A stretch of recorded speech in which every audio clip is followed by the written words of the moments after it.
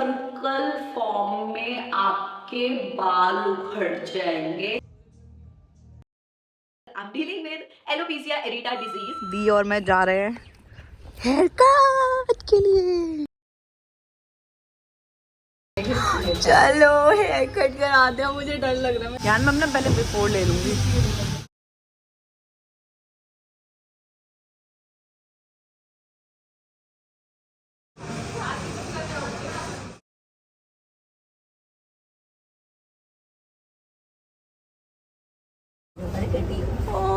Bag मासी ने hair cut कराया, नोटिस करा?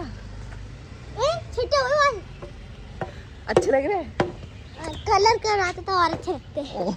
कैसे लग रहे हैं? So sweet, so sweet. मुझे लगा मुझे पीट हो गई इतने। नहीं बड़ी प्यारी लग रही है। अच्छी लग रही है। ऐसे तो चाहती थी मैं। अच्छा इसके भी ऐसे कह रही थी, मैं ऐसे कटवा इसने कराए नहीं। मैंने करवाए। Hi everyone, welcome back to my channel। As you all see in my thumbnail, yes, I chopped my hair। मुझे बहुत सारे कमेंट्स आ रहे थे कि आपने अपने बाल क्यों कटवा लिया, आपके बाल बहुत अच्छे लग रहे हैं। So those who are liking my new look, thank you so much, and those who doesn't like my new look, please watch this video till the end because I have something to share with you all, and there is a medical problem as well। तो बाल हम सारी लड़कियों के favourite होते हैं कि हमारे अच्छे और हेल्दी बाल होने चाहिए। सो आई एम श्योर कि ये वीडियो मेरे साथ साथ आपके लिए भी बहुत ज़्यादा बेनिफिशियल होने वाला है। So like this video, share with your friends. जब आप वीडियो देख लोगे, बातें बहुत कर लिए, चलो मैं आपको अपने बाल कटने का टुकड़ा शेयर कर दूँ। So I have two major reasons जिसकी वजह से मैंने अपने बालों को इतना छोटा चॉप करवा लिया। पहला रीजन ये है कि मैंने आज से 1-1.5 साल पहले अपने बालों में केमिकल ट्रीटमेंट यानी कि हेयर स्ट्रेटनिंग, रिबॉन्डिंग, स्मूथनिंग, जो भी आप नाम दे लो, मैंने वो करवाया था। तो लेटर ऑन जैसे जैसे उसका असर कम होता है, आपकी न्यू ग्रोथ आनी स्टार्ट हो जाती है, तो बहुत ज़्यादा आउट ऑफ बैलेंस लगते हैं आपके बाल, क्योंकि मेरे जो बालों का टेक्सचर है वो थोड़ा सा वेवी है। फिर उसके बाद एकदम स्ट्रेट बाल आते थे तो देखने में बहुत वियर्ड लगते थे। तो उस वजह से मुझे कई बार शूट के लिए या फिर कहीं बाहर जाने के लिए हमेशा अपने बालों को स्टाइल करके रखना पड़ता था, ताकि मैं वो नीचे स्ट्रेटनिंग वाले बालों को और अपने नेचुरल वेवी टेक्सचर को मैच कर पाऊँ। तो मुझे बहुत ज़्यादा हैसल होता था कि यार हर बार अब बाहर जाने से पहले अपने बालों को स्ट्रेट करना है, क्यों करना है। तो पहला रीज़न ये है कि मैंने अपने बालों को जितने भी केमिकल ट्रीटेड बाल थे वो मैंने इस हेयर कट के थ्रू सब कुछ गायब करवा दिया। Now the major and the scariest reason behind my short hair is I am dealing with alopecia areata disease for past 4 to 5 years। 4 से 5 साल पहले मुझे एलोपेसिया डिजीज नाम की एक चीज़ है। इफ़ यू डोंट नो, आप गूगल कर सकते हो या फिर आप यूट्यूब पे भी इसके काफ़ी सारे वीडियोस देख सकते हो। काफ़ी अच्छे डॉक्टर्स ने इसमें डिटेल में वीडियो बनाई है। तो व्हाट इज एलोपेसिया, जितना मुझे पता है मैं आपको बता देती हूँ। तो एक ऑटो इम्यून डिजीज है। आप इंटरनली ये एक डिजीज है। इसमें क्या होता है कि हमारे जो इम्यूनिटी के सेल्स कुछ हैं तो हमारे अच्छे सेल्स को किल करने लग जाते हैं, उनको सप्रेस करने लग जाते हैं, और उस चक्कर में जो हेयर फॉलिकल्स है वो झड़ने लग जाते हैं। तो हेयर फॉलिकल्स वाले एरिया पे वो ज़्यादा इफेक्ट करते हैं। तो इसलिए कई बार हमारे स्कैल्प पे या फिर जो लड़के लोग होते हैं उनको बियर्ड होते हैं, उनकी मुस्टैच होती है, तो एक ना कॉइन साइज में सर्कल फॉर्म में आपके बाल उखड़ जाएंगे और आपको रातों रात पता भी नहीं चलेगा कि एकदम से बाल कैसे उड़ गए। तो मुझे ये 4-5 साल से है, और मुझे जो ये लो इम्यूनिटी की वजह से, क्योंकि आई एम अ वेरी बीमार पर्सन इन माई हाउस, मैं सारी बीमारियाँ मुझे होती है, पता नहीं क्यों मेरा इतना लो इम्यूनिटी सिस्टम है। मैं मेंटेन करने की पूरी कोशिश करती हूँ कि मैं हेल्दी रहूँ, हेल्दी खाऊँ, एंड स्टिल मुझे ये प्रॉब्लम 4 से 5 साल पहले हुई थी और अभी तक चल रही है। सो अब आप बोलोगे कि इस बीमारी से या इस प्रॉब्लम से मेरे शॉर्ट हेयर का क्या लेना देना है। ऑफ कोर्स लेना देना है, क्योंकि जब मेरे लंबे बाल थे और कहीं एरिया से मेरे पैच फॉर्म में बाल उखड़ जाते थे तो मुझे बहुत बुरा लगता था, और लंबे बालों को मेंटेन करना बहुत डिफिकल्ट हो गया था मेरे लिए, क्योंकि उनको स्ट्रेट भी करो और फिर उनके लिए प्रॉपर शैम्पू, कंडीशनिंग, ऑयलिंग, ये सब करने में मुझे बहुत मेरा टाइम वेस्ट होता था। तो मुझे लगा कि why not I chop my hair, ताकि ईजी हो जाए, कन्वीनियंटली मैं हर चीज़ कर पाऊँ। एंड ट्रस्ट मी, बाल कटवाने के बाद मुझे थोड़ा सुकून मिल रहा है और मुझे उतना बुरा नहीं लगता है, क्योंकि एलोपेसिया का जो प्रॉब्लम है, पहले जब मुझे फर्स्ट टाइम हुआ था तो मैंने डॉक्टर को दिखाया एंड शी सेड कि एक इंजेक्शन उन्होंने मुझसे बोला कि इंजेक्शन लेकर आओ। फिर नर्स ने मेरे को उस एरिया पे इंजेक्ट करा जहाँ पे वो प्रॉब्लम हुई थी। Is it painful? Yes it is. मुझे थोड़ा सा ब्लड भी निकला था क्योंकि ऑब्वियसली आपके स्कैल्प पे इंजेक्शन लगेगा तो ब्लीडिंग तो होगी। उतना ज़्यादा डेंजरस नहीं था कि ओ माय गॉड खूनम खान हो जाएगा, नहीं, बट मतलब आप सह सकते हो। इतना दर्द था क्योंकि आफ्टर ऑल मेरे बालों की बात थी तो मैंने सह लिया वो दर्द। तो पहले मुझे साल में एक बार ये प्रॉब्लम होती थी कि मतलब कहीं एरिया से वो पैच उड़ जाएगा, फिर अपने आप उसमें मेडिकल ट्रीटमेंट की वजह से या फिर अच्छा खाने पीने की वजह से खुद से ही वो बाल ग्रो होने लग जाते हैं। ऐसा नहीं कि एक बार उखड़ गया तो बाल नहीं आएंगे, आ जाते हैं वापस।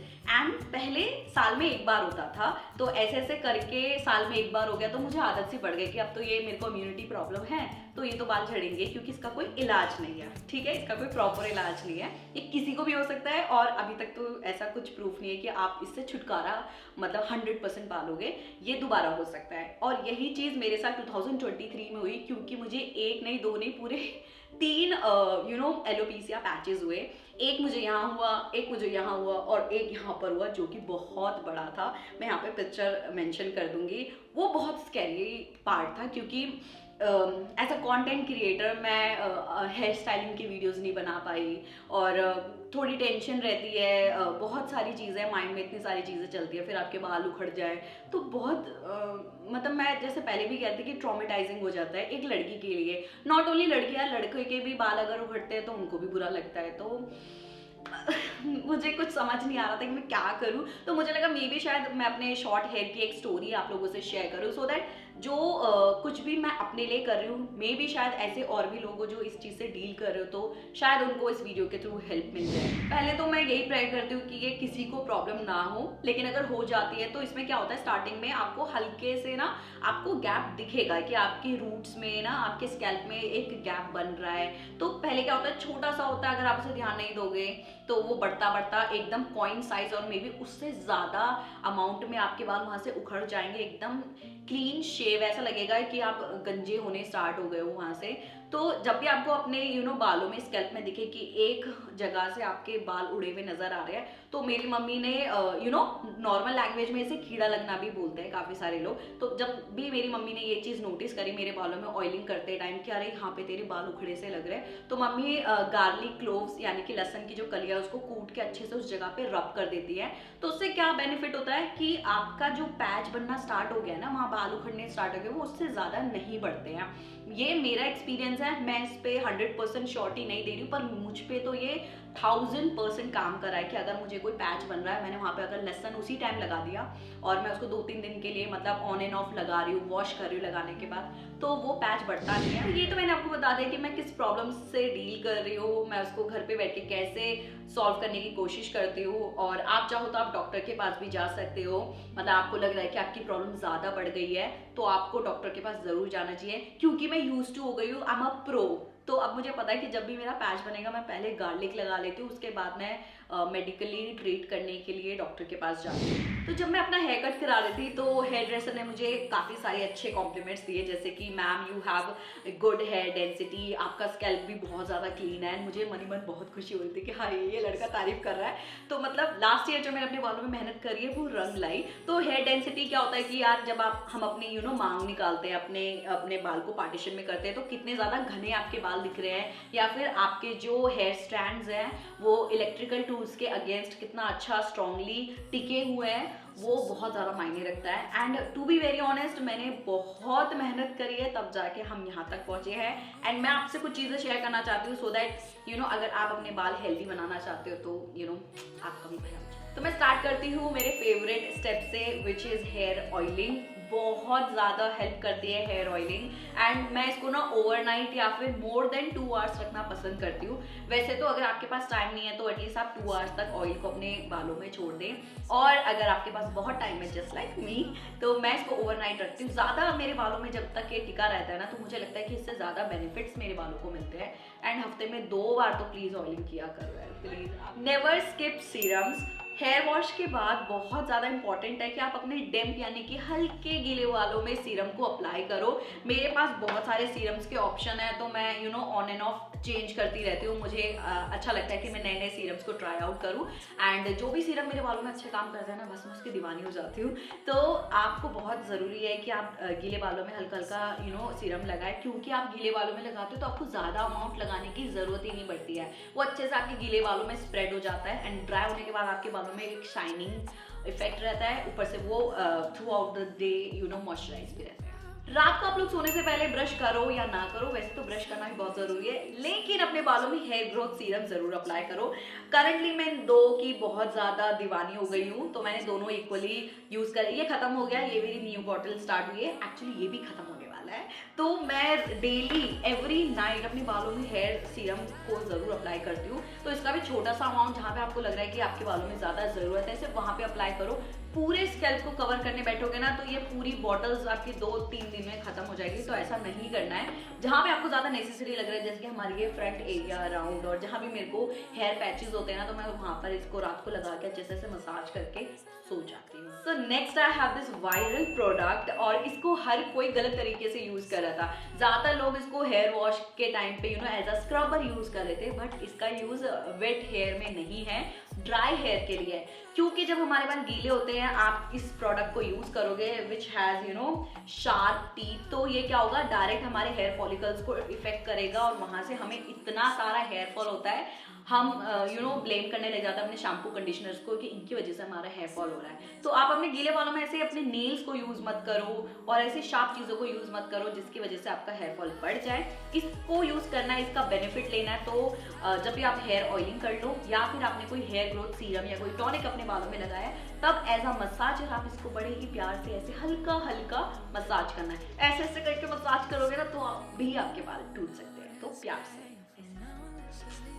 क्योंकि मुझे इंटरनली ऑटो इम्यून प्रॉब्लम है, तो मैं कोशिश करती हूँ कि मैं ऐसे सप्लीमेंट्स और ऐसी मेडिसिन लूँ जब मुझे डॉक्टर रिकमेंड करते हैं, जिससे मुझे इंटरनली बेनिफिट मिले, मेरी स्किन, मेरी बॉडी और मेरे बालों के लिए भी। तो कुछ हेयर वाइटामिन्स टैबलेट, ताकि मेरे बाल डीप डाउन ऐसे अंदर से इंटरनली स्ट्रॉन्ग बने रहे। तो ये मेडिसिन जो मैं खा रही हूँ, सप्लीमेंट्स जो है, वो डॉक्टर ने रिकमेंड करे। तो आपको अगर डॉक्टर रिकमेंड करते हैं तो ही खाना, ऐसे उठा के मत खाना। वैसे मार्केट में बहुत सारे बायोटिन टैबलेट्स आते हैं, तो आप उनके पहले अच्छे से रिव्यूज पढ़ो और उसके बाद आप उन्हें ट्राई कर सकते हो। तो कुछ इस तरीके से मैं अपने बालों का रखती हूँ ख्याल, और इसके अलावा मैं कुछ छोटी मोटी चीजें भी करती हूँ जिससे आप मिनटों में अपने बालों को हेल्दियर बना सकते हो।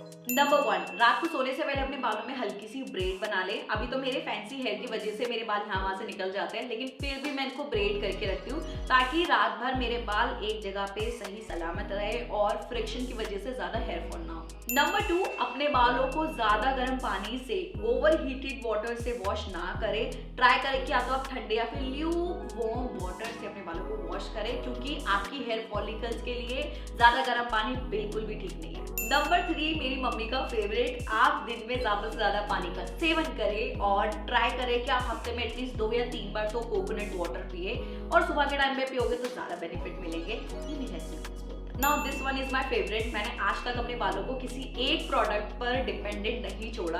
जैसे कि काफी लोगों को मैंने देखा है कि नहीं, मैं तो यही शैम्पू यूज करती हूँ, ये तो मुझे बहुत पसंद है। मैं किसी ब्रांड या किसी प्रोडक्ट पे डिपेंडेंट नहीं रहना पसंद करती। सडनली उसमें कुछ इंग्रेडिएंट चेंजेस आ जाए, या फिर वो उसका प्रोडक्शन होना ही बंद हो जाए, ब्रांड उसको डिसकंटिन्यू कर दे, तब आप क्या करोगे? तब आपको रोते धोते कोई नया प्रोडक्ट ट्राई करना पड़ेगा। तो मैं हर साल मैं ट्राई करती हूँ कि मैं ऑन एंड ऑफ नए प्रोडक्ट्स को ट्राई करूँ। मैं आपको ये नहीं कह रही हूँ कि आप हर दिन नया प्रोडक्ट ट्राई करो, but try to change your hair routine.